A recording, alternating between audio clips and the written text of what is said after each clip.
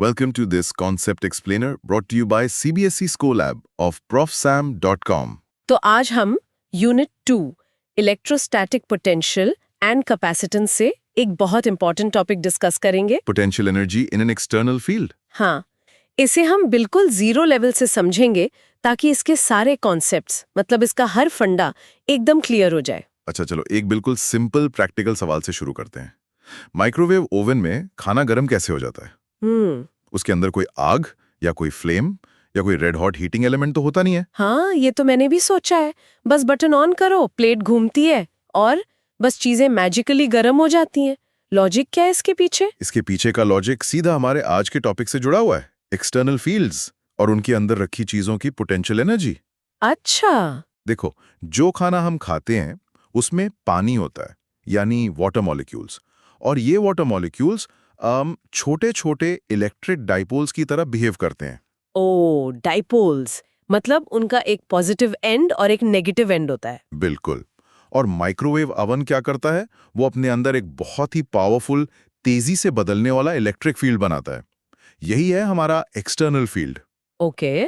इस फील्ड में ये लाखों करोड़ों वाटर मॉलिक्यूल्स, जो एक तरह से छोटे छोटे मैग्नेट्स हैं, उस फील्ड के साथ अलाइन होने के लिए तेजी से घूमते हैं। घूमते हैं? हाँ, बहुत तेजी से। और उनके इस रैपिड रोटेशन से आपस में फ्रिक्शन होता है, और वही फ्रिक्शन हीट पैदा करता है जिससे खाना गर्म होता है। वाओ, तो खाना आग से नहीं बल्कि मॉलिक्यूल्स की आपस की रगड़ या फ्रिक्शन से गर्म हो रहा है। एग्जैक्टली। और ये फ्रिक्शन फोर्स कौन कर रहा है? एक एक्सटर्नल इलेक्ट्रिक फील्ड। ये तो बहुत ही अमेजिंग कनेक्शन है ना? तो चलो इसी आइडिया को अब स्टेप बाय स्टेप फिजिक्स के लैंग्वेज में समझते हैं। जी। देखो, पिछले टॉपिक में हमने potential energy of a system of charges पढ़ा। जी। उसमें हम क्या कर रहे थे? हम इन्फिनिटी से चार्जेस को लाकर एक सिस्टम असेंबल कर रहे थे। वहां पर कोई फील्ड पहले से नहीं था। हाँ, याद है। जो भी फील्ड बना वो हमारे लाए हुए चार्जेस ने ही आपस में बनाया था। परफेक्ट। लेकिन आज सिचुएशन बिल्कुल अलग है। इमेजिन करो कि हम एक ऐसी जगह जा रहे हैं जहां एक बहुत बड़ा पावरफुल इलेक्ट्रिक फील्ड पहले से ही मौजूद है। ये फील्ड किसी बहुत दूर रखे सोर्स चार्ज ने बनाया है। हमें उसकी चिंता नहीं करनी। हमारा काम बस अपने छोटे छोटे चार्जेस को उस पहले से बने बनाए फील्ड के अंदर लाकर रखना है। ओह, तो इस बार हम एक रेडीमेड फील्ड में एंटर कर रहे हैं। फील्ड हमारे चार्जेस नहीं बना रहे। नहीं बना रहे हैं, वो बस उस फील्ड को एक्सपीरियंस कर रहे हैं। बिल्कुल सही। इसको समझने के लिए एक परफेक्ट एनालॉजी है। सोचो, एक बैकपैक पहनकर सीढ़ियां चढ़ना। ठीक है। यहां जमीन की ग्रेविटी मतलब अर्थ का ग्रेविटेशनल फील्ड, वो है हमारा एक्सटर्नल फील्ड। ये पहले से ही है, तुमने नहीं बनाया है ना? हाँ, ग्रेविटी तो हमेशा से है। अब जब तुम सीढ़ियां चढ़ती हो तो तुम इस एक्सटर्नल ग्रेविटी के फील्ड के अगेंस्ट काम करती हो। राइट। तुम्हारी हाइट बढ़ने से जो एनर्जी तुम्हारे अंदर स्टोर हुई वो है एक्सटर्नल पोटेंशियल एनर्जी। ये एनर्जी इसलिए है क्योंकि तुमने एक्सटर्नल फील्ड के अगेंस्ट काम किया। राइट। जितना ऊपर जाऊंगी उतनी ज्यादा पोटेंशियल एनर्जी स्टोर होगी। एग्जैक्टली। और अब सोचो, तुम्हारी पीठ पर एक भारी बैकपैक भी है। उस बैकपैक का बोझ तुम्हारे कंधों पर है, वो तुम्हारी बॉडी के साथ इंटरैक्ट कर रहा है। ये है चार्जेस का आपस का इंटरनल इंटरैक्शन। अच्छा। तो तुम्हारी टोटल एनर्जी क्या होगी? एक तो सीढ़ी चढ़ने की मेहनत और दूसरा वो बैकपैक उठाने की मेहनत। टोटल एनर्जी हमेशा इन दोनों का सम होगी। ठीक है, अब बिल्कुल क्लियर हो गया। तो दो तरह की एनर्जी है, एक तो एक्सटर्नल फील्ड यानी ग्रेविटी की वजह से जो सीढ़ी चढ़ने से आई। हाँ, और दूसरी चार्जेस के आपस के इंटरैक्शन यानी उस बैकपैक की वजह से। बिल्कुल। अगर तुम बिना बैकपैक के चढ़ती तो सिर्फ एक्सटर्नल पोटेंशियल एनर्जी होती। सिर्फ एक्सटर्नल। हाँ। परफेक्ट। यही इस टॉपिक का कोर कॉन्सेप्ट है। अब चलो देखते हैं कि एनसीईआरटी की फॉर्मल लैंग्वेज में इसको कैसे लिखना है, क्योंकि एग्जाम में तो वही काम आएगा। जी। सबसे पहले एक सिंगल चार्ज की पोटेंशियल एनर्जी। प्लीज सेक्शन 2.8.1 से डेफिनेशन पढ़ो। ओके।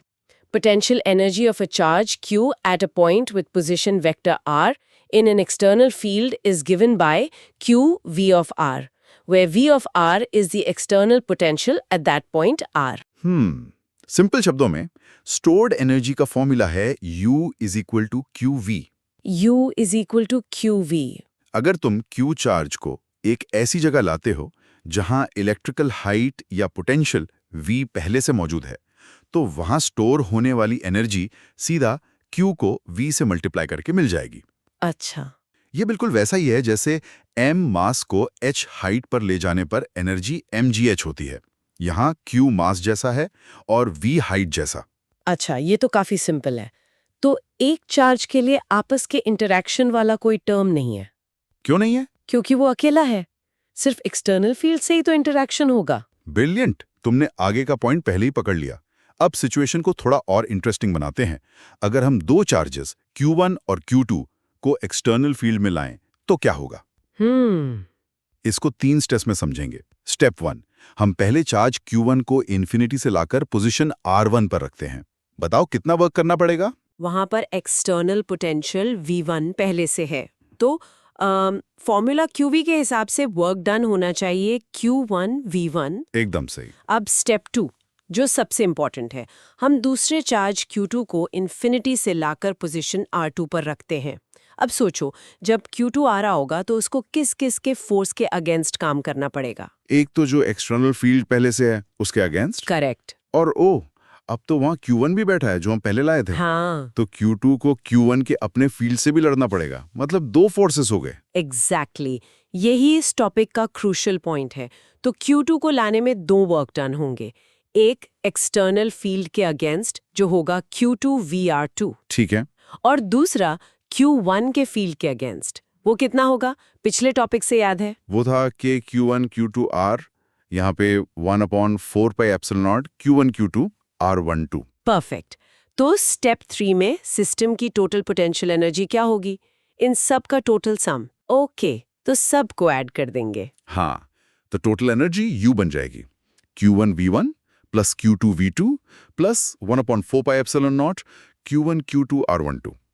देखो इस फॉर्मूला में दोनों हिस्से साफ दिख रहे हैं। हाँ, QV वाले टर्म्स भी और KQ1 Q2 R वाला टर्म भी, बाहरी इंटरैक्शन भी और आपसी इंटरैक्शन भी। बिल्कुल। Hope everything is clear so far. This concept explainer is from profsam.com, that is profsam.com. चलो इसको एक बहुत सिंपल न्यूमेरिकल एग्जांपल से फिक्स करते हैं, ठीक है? जी। मान लो एक एक्सटर्नल इलेक्ट्रिक फील्ड है जिसमें एक पॉइंट पर पोटेंशियल 10 वोल्ट्स है। Okay, V = 10। हाँ, अगर हम वहां एक 2 कूलम का चार्ज लाके रखते हैं तो उसकी पोटेंशियल एनर्जी कितनी होगी?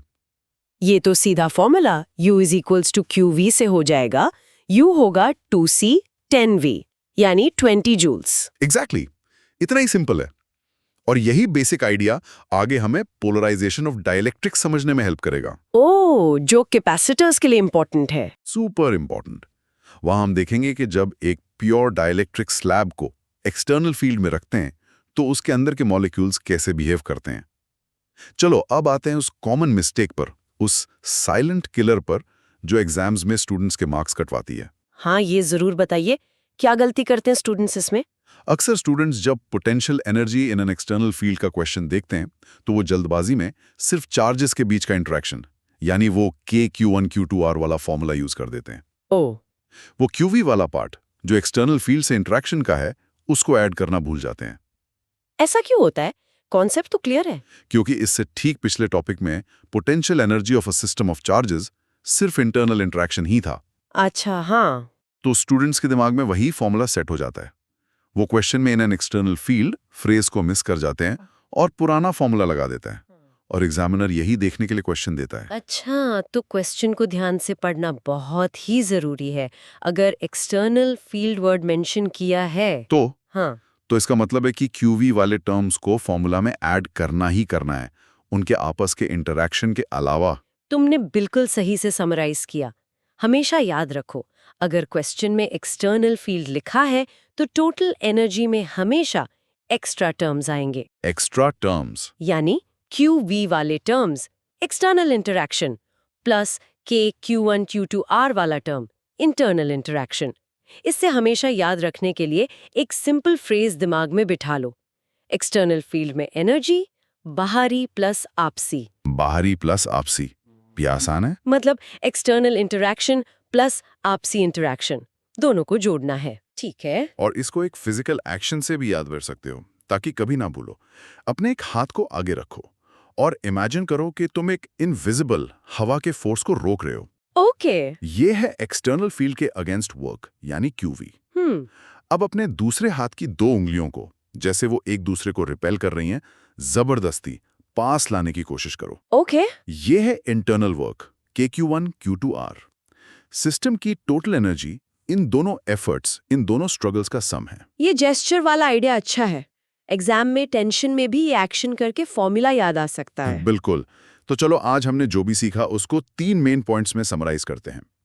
पहला पॉइंट, किसी भी सिंगल चार्ज Q की पोटेंशियल एनर्जी एक एक्सटर्नल पोटेंशियल V में सिंपली U = QV होती है। ये उसका एक्सटर्नल फील्ड के साथ इंटरैक्शन है। ठीक है, पॉइंट 1 क्लियर है। दूसरा पॉइंट, एक सिस्टम ऑफ चार्जेस की टोटल एनर्जी जब उसे एक्सटर्नल फील्ड में रखा जाता है तो वो दो चीजों का सम होती है। बाहरी प्लस आपसी। हाँ, पहला, हर चार्ज का इंडिविजुअल इंटरैक्शन उस फील्ड के साथ, यानी Q1 V1 plus Q2 V2, और दूसरा, उन चार्जेस का आपस का mutual interaction K Q1 Q2 R।